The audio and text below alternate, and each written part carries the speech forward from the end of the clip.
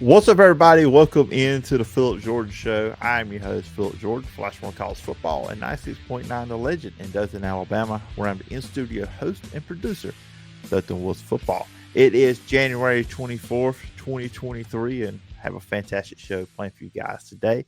We're going to be talking all things Alabama basketball and football, heavy into the basketball with Tony Tsoukalas from Tide Illustrated, part of Rivals.com. We will jump around. We'll talk about how Alabama's been successful. Are they the best team in college basketball? They got bumped up to number 2. We'll talk with Tony. Should they be number 1? Does he think they'll get to number 1? We'll break down Brandon Miller, Jahvon Quinerly, all the stars of this Alabama team, what has made them so good this year. And we'll look ahead. They got some big matchups down the road. We'll also talk Alabama football, of course. What went wrong? What was the issues with the 2022 season? And what will be the big storylines going into spring ball and next year? The coordinator situation. Don't have a defense coordinator. Pretty much look like they're going to need a new offense coordinator as well. As Bill O'Brien is probably headed to the Patriots. That's got one of the biggest unkept secrets in sports going right now. Then after that conversation, I'll give my thoughts on NFL divisional round of the NFL playoffs. And also, we have a YouTube comment from last week's show we will get into as well. Remember, you can check out the Phillip Jordan Show on Apple Podcasts, Spotify, wherever you get your podcasts. If you're on Apple Podcasts, please follow, rate, and review. Leave a review. I will read it on a future edition of the show. And of course, please give 5 stars. If you only give 4 stars, you are a straight up hater. You can check out the show over on the YouTube channel, the Phillip Jordan Show YouTube page. Please subscribe button, hit the bell for all notifications, and leave a comment on the video. I'll read that on a future edition as well. You can check out all my written work over at Last Word on College Football. You can always email me at sportstalkphillipjordan@gmail.com. Everybody, my guest today is a guy I always go to talk all things Alabama football and basketball. Tony Tsoukalas, you can check him out. He is the managing editor over at Tide Illustrated, part of Rivals.com. And Tony, it's always good to talk to you. I appreciate you taking the time. Yeah, Phillip, thanks for having me on. I know we are going to talk about an Alabama team that is ranked in the top 5, and it is not the football team to start off this conversation. It is just Alabama ranked number 2. We're recording this on Monday. The new rankings came out. I think there's a lot of people out there were hoping Alabama would get that number 1 ranking with Houston losing on Sunday, and then Kansas being blown out by TCU on Saturday.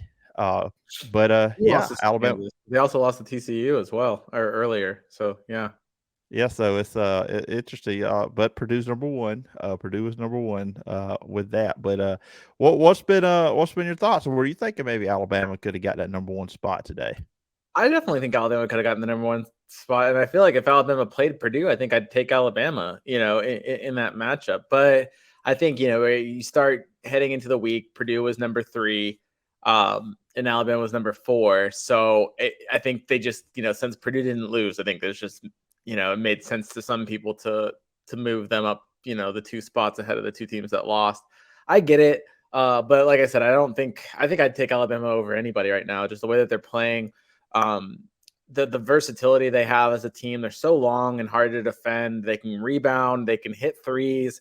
And they can do well when those things aren't happening. So, like, if they're having a bad rebounding game, it usually picks up somewhere else. Or if they're having a bad day from beyond the arc, they usually compensate with playing good D. Like, we really haven't seen a game where everything just falls apart for Alabama. The Gonzaga loss, when they allowed them to shoot like 60% or something in the second half. I mean, shoot, you're not gonna beat a team if you allow them to do that. That's about the worst I've seen this Alabama team play, and Gonzaga's pretty good. So it's been a great team. This is the best Alabama basketball team, probably, you could argue, maybe in program history. We'll have to see. But it's definitely a team that I think can go to the Final Four. I think it could win a title. I mean, there's so many variables to those discussions. But I think this team has, unlimited potential. It truly is amazing. And I tell people all this all the time. Like I told you off air, one of my first loves, I mean, everybody listens to me knows, oh, football. I'm a big basketball guy. Basketball is my first love when it comes to sports. But I remember, and this goes for the state in general, Auburn and Alabama. It was tough watch for both teams for the longest time.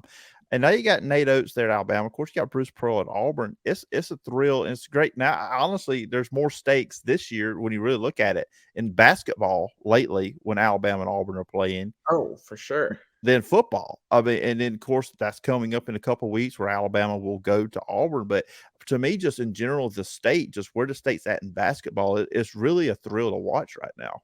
Yeah, I think when Alabama travels to Auburn, I think you might be seeing a clash of two top 10 teams. I mean, Auburn seems like they're making their run, and I think you're starting to see a shift. I know Texas A&M lost. I wouldn't be surprised if Auburn beats Texas A&M, and I think you're going to start to see it be between Alabama, Tennessee, and Auburn, and I think, and maybe even Kentucky's starting to be on the rise as well. Alabama's already played Kentucky, of course, but I think that Alabama, Auburn, both those games this year are going to be pretty good ones. And I'm looking forward to that trip to Auburn. And I think it's probably going to be the first time Alabama's tested in conference play. I mean, if you look at who they have coming up, I don't think they'll have much of a trouble this week against Mississippi State. And they have the Big 12 challenge at Oklahoma. That could be kind of a tricky game. And then they have on the road against an LSU team that just can't figure out anything at the moment. So yeah, I think you could have an Alabama team that's 20-2 heading into Auburn, and that could be a real big test. Yeah, that's going to be an interesting stretch for Alabama too, because you'll play at Auburn, and then on the following game, you'll be at Tennessee. So that's back-to-back games. That's going to be some true tests for Alabama. I mean, they're good without a doubt, but those back-to-back games, that's going to be a big test for Alabama, I would think. Yeah, I mean, I think if you could win one of those two games, or actually if you win both those games, if Alabama goes undefeated up until and beats Tennessee, I think you could almost lock up that SEC regular season title, which would be crazy early to do so. But I think there'd be a great chance of them I'd be surprised if they didn't win it at that point. So we'll have to see how it goes. I think that game at Auburn Arena might be the end of the winning streak. Not because I think Auburn's necessarily better than Alabama, but just winning streaks have to end, and that is such a hard place to play. It's such a hard place to play in this rivalry. I could see Alabama and Auburn kind of splitting their games and both the home teams winning, but you never know. And I wouldn't put anything past this Alabama team. I mean, this Alabama team beat Houston on the road, so it can definitely beat Auburn as well. Yeah, it kind of reminds me of last year. Auburn was in that spot, and Alabama could be number one by that time that game is played. And I remember Auburn was number one, riding high. Then they went to Arkansas, which is a tough place to play it. And also, you're right. Basketball, it's different with football. And you go in some of the environments. But on Saturday, Missouri presented a pretty interesting environment for Alabama as well. That game was close early on, 23-23 with about 4:38 left, and Brandon Miller hit a free throw, and then Alabama goes on a 15-5 run to close out the first half. Looking back at their game against Missouri, what was going on there with Missouri? Were they doing something to give Alabama problems? Maybe Alabama wasn't playing their game. What did you see out of that in the first half? I just think Alabama was they started fast, if you remember, and then kind of hit a lull. I think that's just, that's what I'm saying. Like, Alabama can win by double digits even when it's playing bad. I don't think it was playing at its best against Missouri. I don't think they won the rebounding battle, but it was a bad rebounding team in Missouri. And I don't think they really won it the way that, Nate Oates would have wanted them to win it, especially when you consider the fact that Kobe Brown was out from Missouri. Mm-hmm. I think you'd expect Alabama to kind of dominate the boards a little bit better than it did. But they still won. You know what I'm saying? Like they just find a way to grind it out. And you've got, a lot of go-to guys. Most Alabama teams, that over the last few years, they would have died for a guy like, Noah Clowney. He'd have been like the absolute star of the team. And he's the number 2 guy, maybe the number 3 guy on the team, depending, obviously Brandon Miller and Mark Sears. I mean, that's how crazy this team is. I mean, you have a 1,000-point scorer in Jahvon Quinerly coming off the bench. He's probably your 3rd best guard on the team. So that just shows you the depth that this team has. Namari Burnett, when he comes back, he's just going to add. He didn't really do much against Missouri, but he came back. He's going to offer good defense and kind of like be more of a glue guy for Alabama. So, it's scary, but this Alabama team could get even better when he comes back. Yeah, you talk about Jahvon Quinerly, 13 points off the bench. Of course, had the injury last year in the tournament, first round game. But how have you seen him? Because really good game off the bench, like you said. He was 5 of 10, 3 from 7, 3-point. He had 3 assists in the game. Just watching him this year, what's been your assessment of him? How he's been coming along for Alabama, coming off that injury? Yeah, I think you're starting to finally see the Jahvon Quinerly that you expected to see. I think when he was first coming back, um, he wasn't really playing up to his level. And I think sometimes Jahvon Quinerly can be a really frustrating player. It's because I think he likes the dazzle, and sometimes he'll go to the lane and try to make a finger roll or some kind of play, and then he gets swatted down, and you look over and there's a guy open for three. It's just you're the point guard, dish it out. I mean, you're probably the best passer on the team. You know what I'm saying? So Mhm. there's times when his game, it's like, gosh, you got all that talent, like be smarter with it. But I think he's a really good player, and somebody that, when he's playing at his level and he's making the right decisions on the court, he's deadly.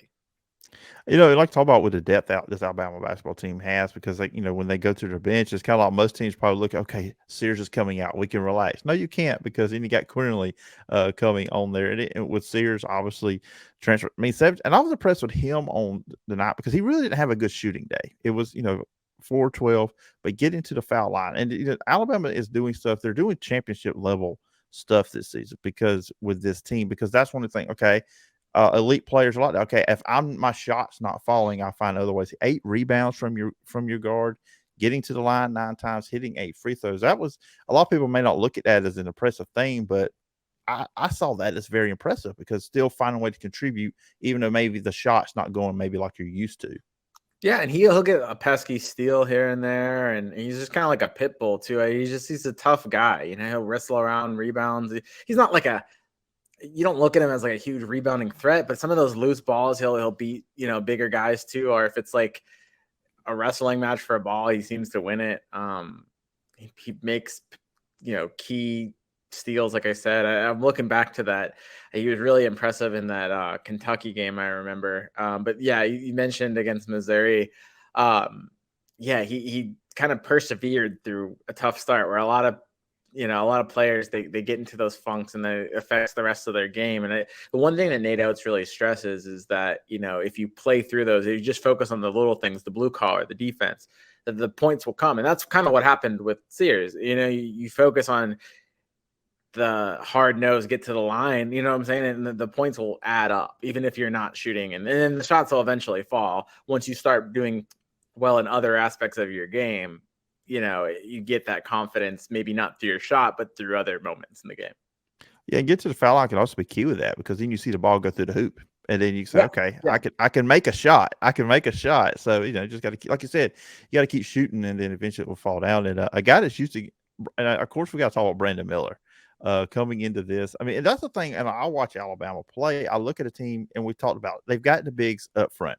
You brought up Noah Clowney. You've got Charles Bediako, which completely neutralized Oscar Tshiebwe a few weeks ago. That was just super impressive what they did to him. I mean, this was the guy that was the national player of the year and has played well against everybody else. And then you've got the guard players I mentioned, but then you've got a guy like Brandon Miller, who is a kind of guy, when you get to tournament time, if the rest of the team is not playing well, you've got a guy that can rise up and just hit shots when they're necessary. What's been your take on Brandon Miller this season? I mean, Brandon Miller's a top 3 draft pick, and he's the best player Alabama's ever had. I think. I think he's going to be an absolute stud in the NBA as well. I think he's going to be, an eventual top 15 player in the NBA. I really do think that he can do everything. I think he needs to maybe improve a little bit on his defense, but I think overall, I mean, he can hit a 3. He's 6'9". He can drive to the hoop. He can get rebounds. You can basically play him probably not 1 through 5, but 1 through 4. If you needed to, probably more of a wing, but he's an absolutely outstanding player, and it's crazy that they've won some of the games when he's just been off. That's another thing too. You look at this Alabama team, right? Some of those games early, he didn't have the best games against some of the, like North Carolina and stuff like that. I think, if he's on and Alabama's on, they're going to win, and yeah, he's fun to watch. Yeah, and looking at this team too, and during the 7-game winning streak, well, not 7-game winning streak, but they're 7-0 start in the SEC. They're winning these games by average of 21 points. I think teams are averaging their field goal percentage is 33%, 22 from three, and that's a big improvement from this Alabama team from last year. Because last year the Alabama's defense team, I think they're like 11th in the SEC and some defensive statistics there. But Nate Oates and this team, and obviously some new additions as well, but defensively too. I think a lot of people do look at the offense, but defensively they lock you down. Yeah, that's where you have a guy like Namari Burnett, a guy like Rylan Griffin, some of those guys that don't get mentioned as much. They really provide good perimeter defense. And so even they have a role on the team. You know what I'm saying? You mentioned Bediako. I mean, he's a guy that can really lock things down inside. Noah Clowney's really good. You know what I'm saying? So you got these guys. And like I said, a lot of those guys are really long players. You know what I'm saying? Dom Welch is a guy that, he hasn't found his shot yet, but he can play some defense. That's why he's getting on the court. That's another thing we haven't mentioned too. When Dom Welch finds his shot, because he's been awful from three, when he finds the 40% that he can shoot from the 3-point line, oh my gosh, it's another dimension that Alabama can unlock in March. So, but yeah, the defense with those guys I mentioned, like you said, that's how they're able to win even when they're not shooting well. Just finally, before we transition into a little bit football conversation, just looking at this week, of course, they have Mississippi State, and then you have Oklahoma this week in that Big 12 SEC challenges. What are we looking for Alabama this week in the 2 games? Just remaining consistent. I think that, they should win both of these games, but it's just a matter of doing the little things right, not getting caught up. I mean, they haven't really gotten ahead about themselves, which is kind of impressive because you look how young this team is. The fact that they haven't, gotten cocky about the way that they play, I think that speaks a lot to the maturity of guys like Brandon Miller and Noah Clowney.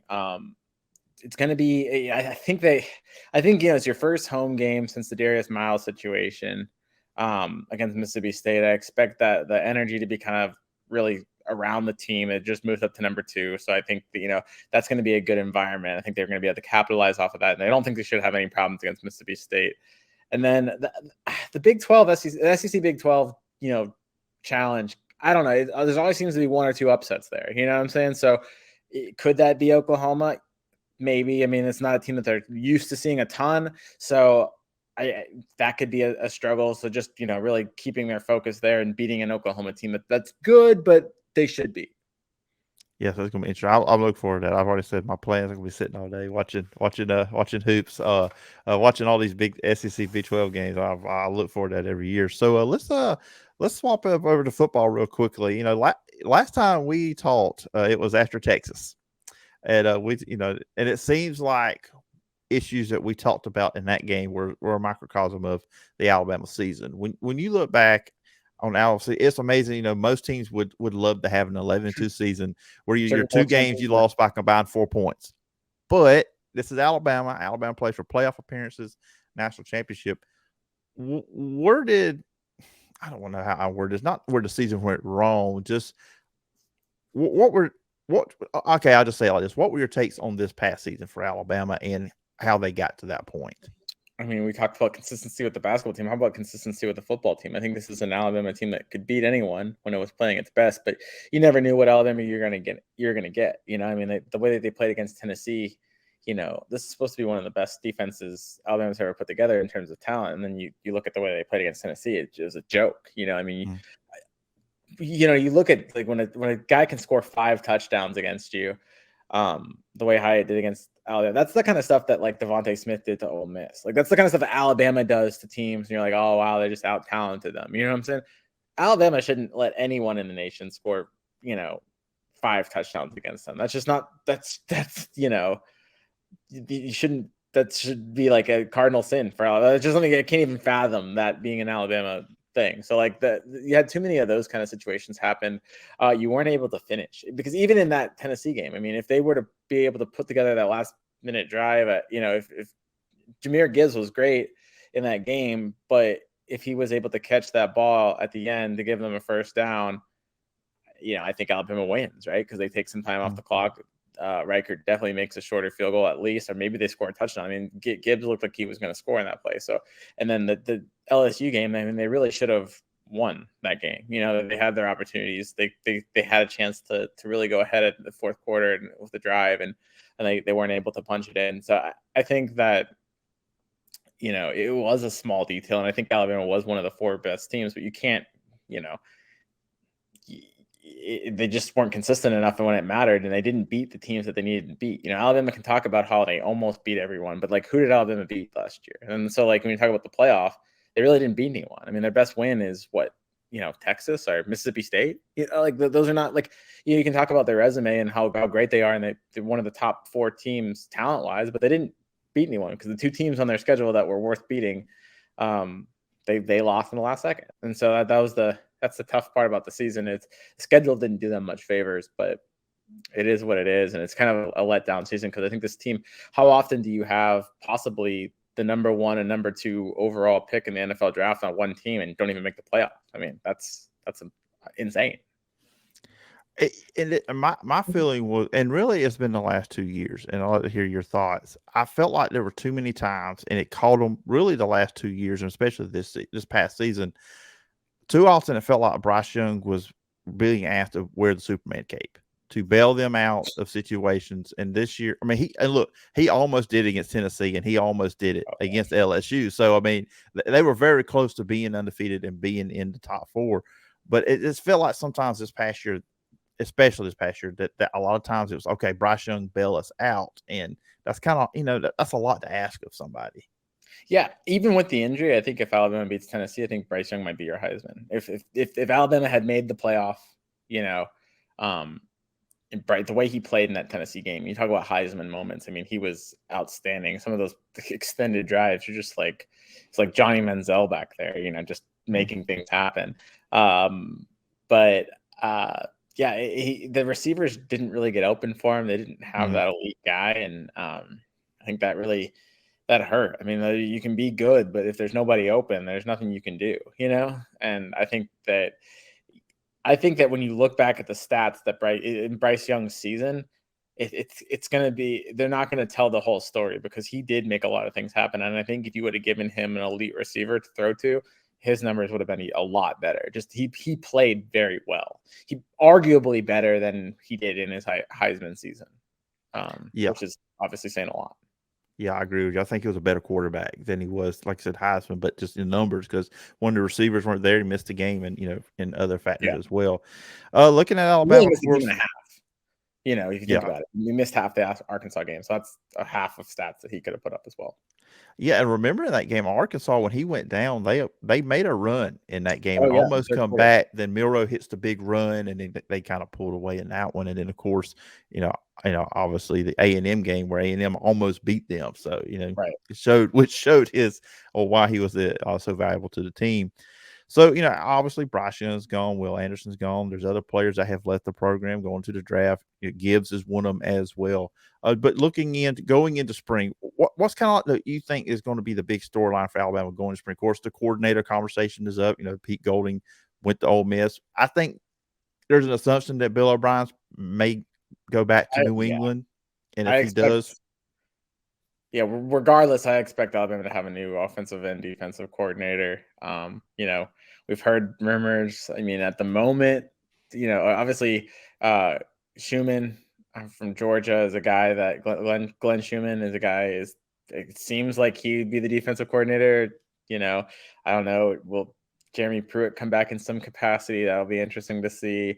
One name for the offense. I mean, I don't know when their listeners going to be listening, but is Greg Roman, who just parted ways with Baltimore. There's been some smoke around his name. Like he's a guy that, obviously helped Lamar Jackson win his MVP, is really good at establishing a run game. I think those are 2 things that Alabama would love to have.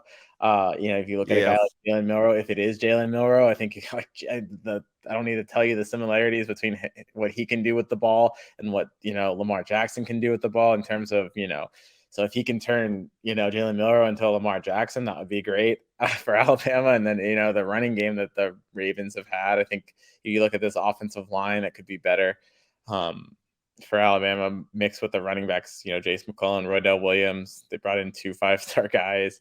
So I think that I think that it could be a solid running team, and he might make some sense. But there's a few guys that can make some sense as an offensive coordinator. Obviously, the quarterback battle will be a huge storyline this spring between Jalen Milroe and Ty Simpson. And for me, the offensive line. Look, if you look at the offensive line, you're going to return J.C. Latham, but you're also going to bring back Elijah Pritchett, who you didn't get to see him, but he was a top offensive lineman in last year's class. And then you're also bringing in the top offensive lineman in this year's class. How many offensive lines can say that none? I will go ahead and answer my own question, but how many offensive lines can say that they have the top 3 offensive linemen from the last 3 classes, at least according to Rivals? And so that's that's something that could be really special. That's going to be interesting leading into that. Be paying attention to that. Be paying attention to the Alabama basketball team, what they're doing too as well. Like I said, you got the Auburn and the Tennessee matchups coming up here in February, so it's going to be intriguing for those coming up. And Tony, it's been fun. It's always fun having you on here to talk all things Alabama sports, football, basketball, whatever. We're gonna chop it up when it comes to Alabama athletics. But the listeners and viewers want to check you out. Where can they find you and all the work you're doing? Yeah, well, the site's tideillustrated.com. Definitely check us out. It's part of the Rivals Network. We've got great coverage of Alabama basketball, Alabama football, recruiting. We also got a really cool forum called Champions Lounge. A lot of conversations like the one we're having on the forum, which is neat. You can follow me at Tony_Tsoukalas on Twitter, or follow us at Tide Illustrated on Twitter as well. All right. Sounds good, Tony. As always, appreciate the time, and I look forward to talking to you again sometime down the road. Yeah, definitely. All right, and once again, thanks to Tony Tsoukalas for coming on the show. Always fun to talk to him. Like I said, Alabama could argue they should be the number 1 team in college basketball right now, and the football team always talking about that. The Nick Saban, you got to think with all the talk, and I meant to ask Tony about this, but we just didn't get to it. But with all the talk of Georgia now being the standard in college football, and I've asked people, and we talked about it here on the show, you got to think that Nick Saban's paying attention to that. And he's saying, hold on a second. We're still here. We're still here in Tuscaloosa. So that's going to be very interesting. Let's see if what Georgia's doing does that give Alabama a lot of motivation going forward. And with Alabama basketball, look, this team, they've got the guard play.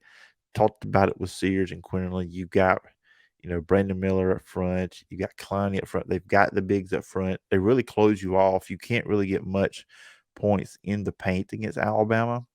And then the guard plays great. They defend the 3 really well. Like I said, in the 7-0 SEC start, SEC teams are shooting 22% from 3 against them, 33% overall. So they're very, very tough matchup. But when they do go to Auburn, that will be a tough environment for them to go into. Currently, Auburn has a 28-game home winning streak. That will be tough, I believe, on Alabama going in that environment. Then you turn around and got to go to Tennessee as well, which will be another loud environment as well. So we'll see. Auburn's got a big game on Wednesday night against Texas A&M, and then of course you have the SEC Big 12 Challenge this coming Saturday. Some other stuff we're going to get into before we get out of here. Of course, the NFL Divisional round was this past weekend, Saturday and Sunday. Going into it, says this is the best weekend of football. We didn't get the games that we got a little bit in wild card round. We had some decisive victories here. We had some good football, some interesting things going on, but it wasn't like it was a wild card weekend. Where 4 of those 6 games all came down to the wire, and these didn't. Really, but we'll look into it. Let's look at them. We'll start with the 2 games on Saturday, and I'm not going to go deep into detail on these games. Just kind of just some thoughts watching these games this weekend. First up on Saturday in the AFC divisional game between the Kansas City Chiefs and the Jacksonville Jaguars. Of course, you saw it. Kansas City wins 27-20 in this one. The storyline, obviously, with this one coming out is the Patrick Mahomes injury situation. Hurt the ankle, got rolled up. He really tried to play on it right after the injury had happened. You could tell he was severely hampered by it. He eventually did go into the locker room, get the x-rays. Chad Henne comes in, leads a 98-yard touchdown drive while Patrick Mahomes was out. Mahomes comes back in. He threw for under 200 yards in this one. Really just a gutsy performance by Kansas City. The quarterback was not 100%. They obviously did not like trying to deal with Travis Kelce. He had a big game in this one as well. 14 catches in the game. But I tell you what, Jacksonville blew some opportunities to kind of make this thing interesting at the end to rally while they was down 27-17. Jamal Agnew had a fumble inside the 5. Jacksonville looked like they were going in for a score. And then Trevor Lawrence on the next possession threw an interception. Eventually, they did get within 27-20. Onside kick, they weren't able to get it. And Kansas City was able to run out the clock. But, and I'm going to say this too about Jacksonville. And look, this is a playoff loss. You want to continue your season. You're trying to win a Super Bowl. It's not about moral victories. But I will say this. If you're a Jacksonville Jaguars fan, you look at the young nucleus of this team headed up by Trevor Lawrence. Doug Peterson is a fantastic coach. You really got to be very optimistic about the future of Jacksonville Jaguars. And where the Tennessee Titans are right now, really looks like they're on downward slope. I don't know if Malik Willis is the guy at quarterback. You feel like Ryan Tannehill will probably not be returning there. They seem to be headed toward the opposite direction. And then the Texans are just badly run, and this team just needs a lot. I mean, they could draft Bryce Young, but it's going to be more than a quarterback for this team to be a competitive team there in the AFC South. And then the Colts are rebuilding too as well. They just got to figure out what they're going to do quarterback too and figure out their whole situation there. So Kansas City gets out of here with a win. Mahomes gutted out there in the second half. He played. We'll see if he – I would bet that he plays in the AFC Championship game, but how effective will he be? Because that ankle, how does it feel on Sunday, the day after? How does it feel throughout the week? That's why right now – with their AFC Championship game, I cannot predict that game because I just don't know what's the status of Patrick Mahomes right now. But they're able to get another win. Andy Reid is the first coach to ever have 10 playoff wins with two separate franchises. Of course, he did it with the Philadelphia Eagles and now with the Kansas City Chiefs. The Philadelphia Eagles 38, New York Giants 7.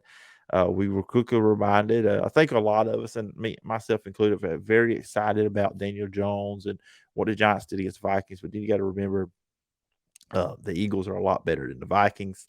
I think the Vikings were a fraudulent, really, really good team. They won a lot of close games, 11 of them during the regular season.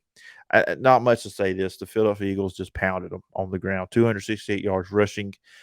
Kenneth Gainwell, Miles Sanders, Jalen Hurts, and Boston Scott all totaled that up. And then Jalen Hurts was good through the air, 16-24, 154 yards and 2 touchdowns. This was 28-0 at halftime, and it was pretty much not a game from there. The Eagles played like the team they were when they went 13-1 before Jalen Hurts got hurt. So they will be hosting the NFC Championship game this coming Sunday. So then on Sunday, we jump into the AFC Divisional there where Cincinnati defeated Buffalo 27-10. This was the one game I missed in my picks. I went 3-1 on the picks. I picked Kansas City. I picked Philadelphia. And I did also pick San Francisco. But I picked Buffalo to win this one. And I told you guys on the show when me and Brandon did it last week, I said the reason I'm going Buffalo is because it's the team I picked before the season and for the playoffs to win it all. And obviously that didn't come to fruition. The Bengals controlled this game on the line of scrimmage especially, and really impressive knowing that where the Bengals were from offensive line, playing 3 backup offensive linemen. They did a great job protecting Burrow. I think he got sacked once in the game.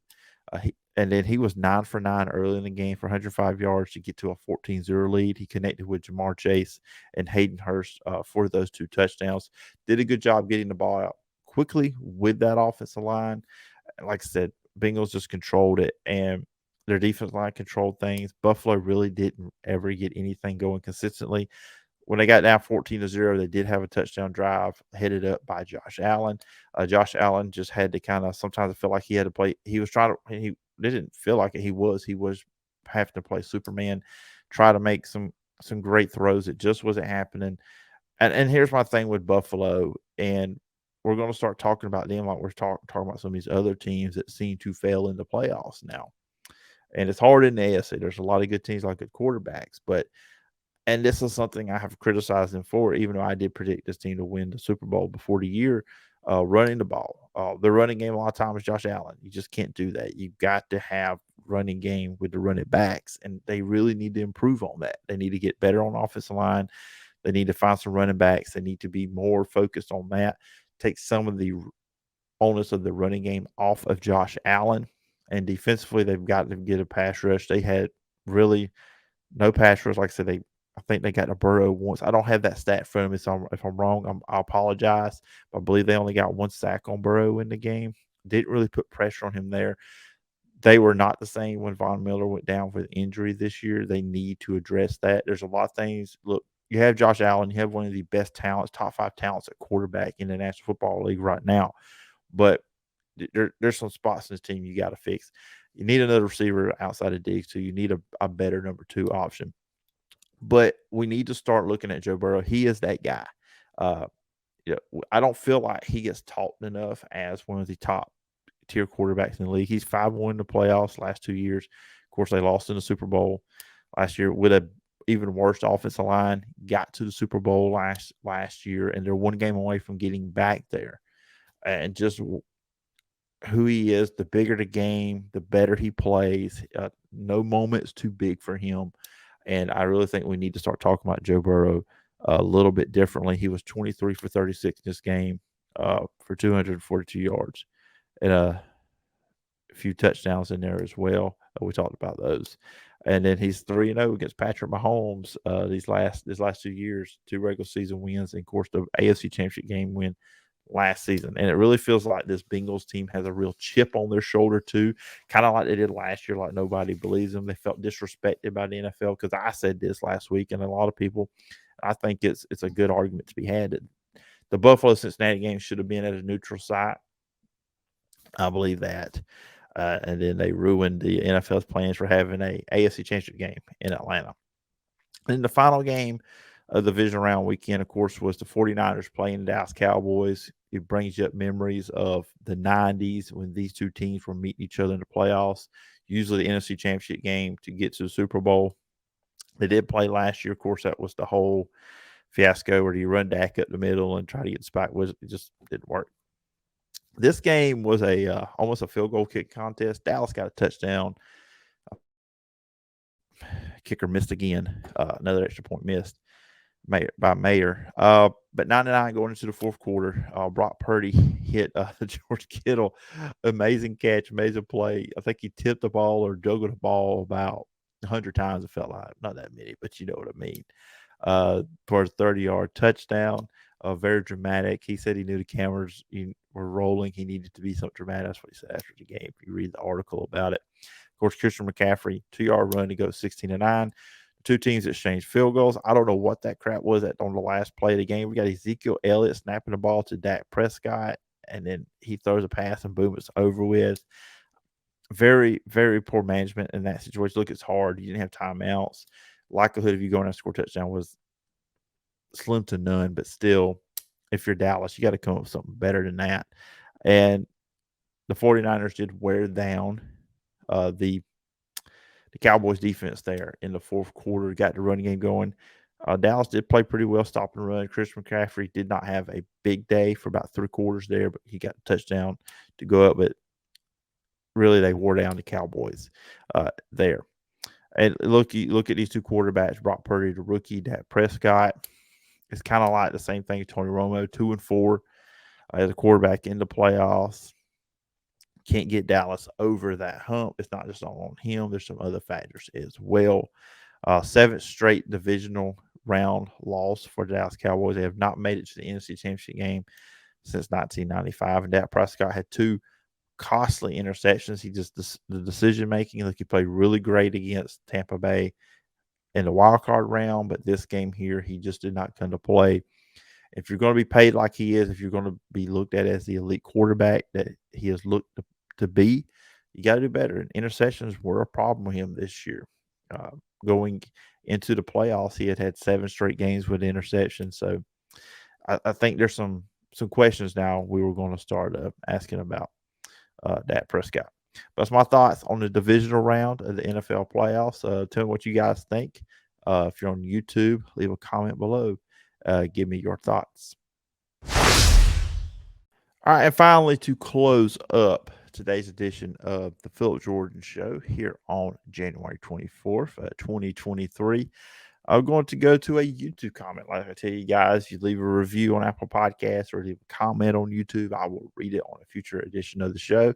We had a comment on last week's show. Of course, me and Brandon, but in the open, I talked about Spencer Sanders going to Ole Miss, and we had a comment on relating to the Spencer Sanders to Ole Miss, and that was by, it's very long here, at GSP Green Stripe Pilot 9508. He said, "You have said what I have been saying since the day game I went to. Dart is not SEC caliber. Lane realized that midseason when Dart wasn't coming along in his development, and that has all but told him. Bye, Felicia." Beautiful. So yeah, I mean, that's kind of my thoughts on Dart and the Spencer Sanders deal. Or feel like the writings on the wall that Jackson. I was about to say Dak. We just got done talking about Dak. Jackson Dart is probably going to. I really feel like he will be gone after spring. That's just kind of how I'm feeling about that situation. That pretty much is what Lane kept saying here. Walker Howard is the future quarterback. Spencer Sanders is the present quarterback, and there's no place for Jackson Dart, in my opinion, from afar, what's going on with Ole Miss. But thank you for that comment. Keep on coming, everybody. You can, like I said, leave a comment on YouTube or Apple Podcasts. And that is going to do it for today's edition of the Phillip Jordan Show. Once again, thanks to Tony Tsoukalas for coming on the show. We'll be back on Thursday. I got a great guest scheduled, one of the regulars. We'll see. We get that going so that we record that Wednesday, and I will drop it on Thursday. Remember, you can follow me on social media at PJordanSEC. You can check out all my written work over at Last Word on College Football. You can check out the show on Apple Podcasts, Spotify, or wherever you get your podcasts. If you're on Apple Podcasts, please follow, rate, and review. Leave a review. I will read it on a future edition of the show. You can also check out the show over on the YouTube channel, Phillip Jordan Show YouTube page. Hit the subscribe button, hit the bell for all notifications, and please leave a comment on the video, and I will read it on a future edition of the show. You can also email me at sports.phillipjordan@gmail.com. Hope everybody has a great early part of your week. I will talk to you on Thursday. Remember, let kindness be your compass. And you've been listening to the Phil Jordan Show.